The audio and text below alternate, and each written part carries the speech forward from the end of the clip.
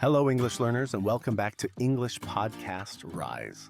If you're looking to improve your English through real conversation, you'll definitely enjoy this episode.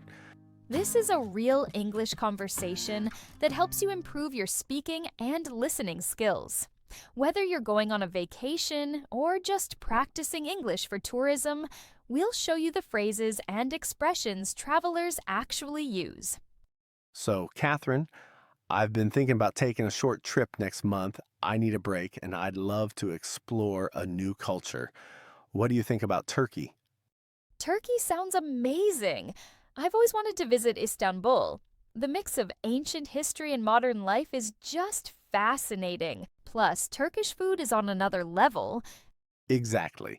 And it's not too far from where we are. Flights are reasonably priced, and I think we can plan something for 5 or 6 days. That's perfect. For people listening, this is also a great chance to practice some daily English conversation in a travel context. Right. This is not just a travel plan, it's English speaking practice in action. Let's start with the flights. I usually go on comparison websites like Skyscanner or Google Flights. Yeah, same here. I found a round trip ticket from London to Istanbul for about 220 euros. The flight is direct and it takes around 4 hours. That's great. I always look for morning flights. Arriving early gives us the whole day to settle in. Let me book it now. Okay. Here's a good one. Turkish Airlines departing at 8:30 a.m. Perfect. While you do that, let's remind our listeners. This part of the podcast is a great way to learn English quickly with a podcast, especially if you're interested in spoken English learning videos that feel natural. Now that flights are sorted, let's talk about where to stay. Do you prefer hotels, Airbnbs, or something else? For this trip, I think a hotel near the old town, maybe Sultanahmet, would be ideal. That way, we can walk to the Hagia Sophia and the Blue Mosque. I agree. I found a 4-star hotel with great reviews. It includes breakfast, which is always a plus. And it's good to practice phrases like, I have a reservation. What time is check-in? Can I see the room first? All essential parts of English for travel. All right, if you're listening and want to speak English fluently and confidently when you travel, these phrases are super useful. Okay, what are you packing for the trip? Well, definitely comfortable shoes. I heard there's a lot of walking in Istanbul and maybe a light jacket. The weather in spring can be unpredictable. Sunscreen too? And don't forget your travel adapter for your electronics. Good point. I always carry a small notebook and pen. Even though we speak English, sometimes you need to write things down when you're asking for directions or translating menus. Great tip! Also, carry a few useful travel phrases with you.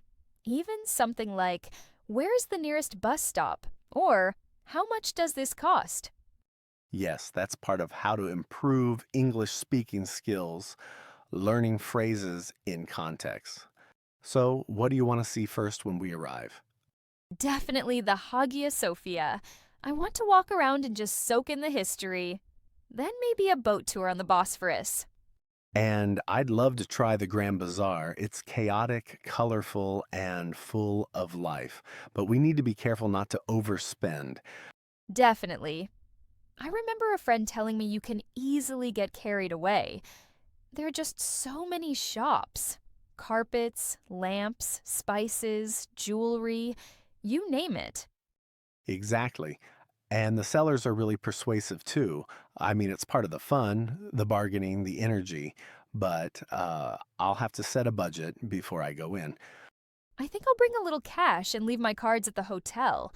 I'm honestly more excited about just walking around, soaking in the atmosphere, even if I don't buy anything. That's the right mindset. And honestly, these kinds of moments, sitting at a street cafe, watching people go by, they often end up being the highlights of a trip. Totally agree. I also want to try Turkish tea. I've seen people drinking it in those little glass cups everywhere. It just feels so local. Oh, yeah. And don't forget the Turkish coffee. I've heard it's strong, like really strong, but it's kind of a cultural experience in itself. We should definitely do one of those traditional breakfasts too. I read they serve like 10 different plates at once: olives, cheese, eggs, bread, jam. That sounds like heaven. I feel like food is such a big part of travel. It's not just about tasting new things, it's how you connect with the place and the people. Absolutely. And it gives you great stories when you come back. Like, remember that little place in Istanbul where we had baklava and sat there for 2 hours just talking? Yes, that's the kind of memory that stays with you. And honestly, having real English conversations like this while planning, it makes it easier to be confident when you actually go. Exactly. We're not even there yet. And I feel like I've already improved just by thinking through the situations we might face. It's the best kind of English speaking practice, real and spontaneous. Right? It's not like sitting in a classroom memorizing travel phrases. This feels natural. And honestly, the more we talk about Turkey, the more excited I get. Same here. So, apart from the usual tourist spots, is there any place specific you want to visit? Actually, I've been watching a bunch of vlogs, and one place that really stood out was Balat. It's that colorful neighborhood with all the vibrant houses and narrow streets. Looks like a hidden gem. Oh, yes, I've seen that on Instagram. It has this artistic vibe: small cafes, vintage shops, street art. That's totally my kind of place. Mine too.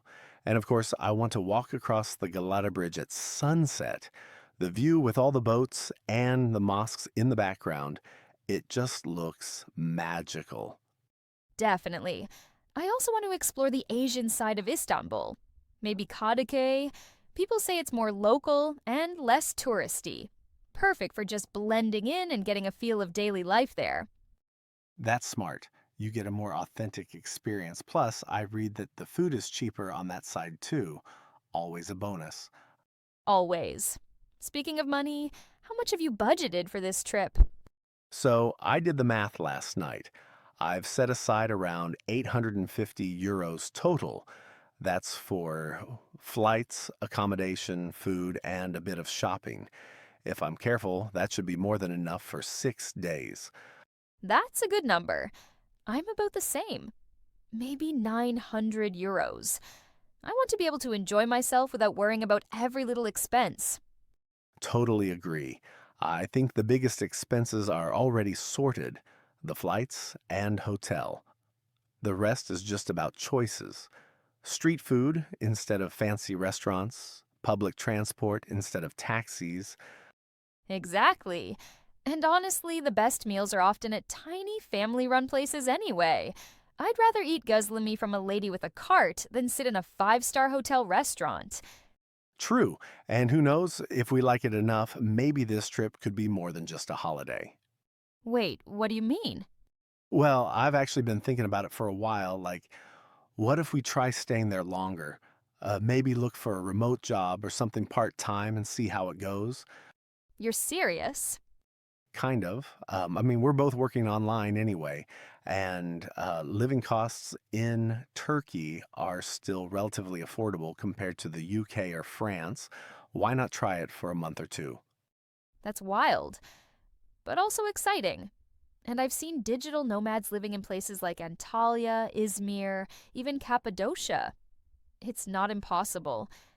Exactly. Plus, I feel like the environment might inspire us creatively. Different culture, different pace of life. You know what? Let's not make any promises, but I'm open to the idea. If we fall in love with it, we'll talk about extending the stay.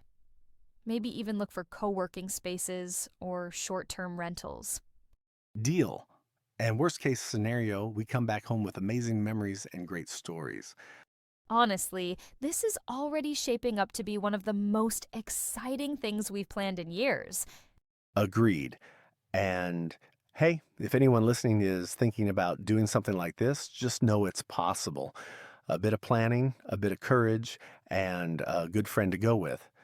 Oh, that's sweet. But yeah, whether you want to travel for a week or try a new life somewhere else, having conversations like this helps you prepare mentally, emotionally, and practically. And you get to practice real English conversation at the same time. Win win. Exactly. So, Istanbul first, then maybe, who knows? Life is full of surprises. Let's just make sure we pack light and carry open minds. All right, before we wrap things up, let's just take a moment to reflect on something important. Sure, if you've been listening to this episode all the way through, you've already done one of the most powerful things to learn English quickly.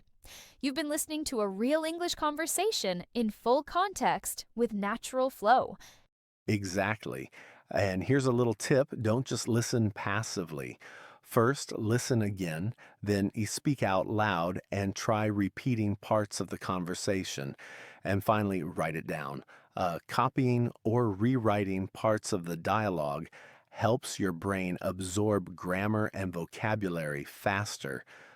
That's what we call active learning. It builds your fluency, boosts your memory, and makes you more confident when it's time to use English in real life. That's why English speaking practice like this, especially through daily English conversation practice, is so effective. Podcasts are one of the best tools because you can take them anywhere. Listen while walking, cooking, or commuting. And don't worry about understanding every single word. Even native speakers don't catch everything all the time. What matters is consistency. With regular exposure, you naturally improve your listening and speaking skills. We hope this episode felt helpful and real, more like a friendly conversation than a lesson. That's the goal of our podcast, to help you speak English fluently and confidently using natural, everyday language. So keep listening, keep speaking, and don't forget to practice writing conversations too. It really makes a difference. Thanks for spending your time with us. You're not just listening to a podcast, you're building a skill step by step. See you in the next episode of English Podcast Rise. And until then, keep learning and keep practicing.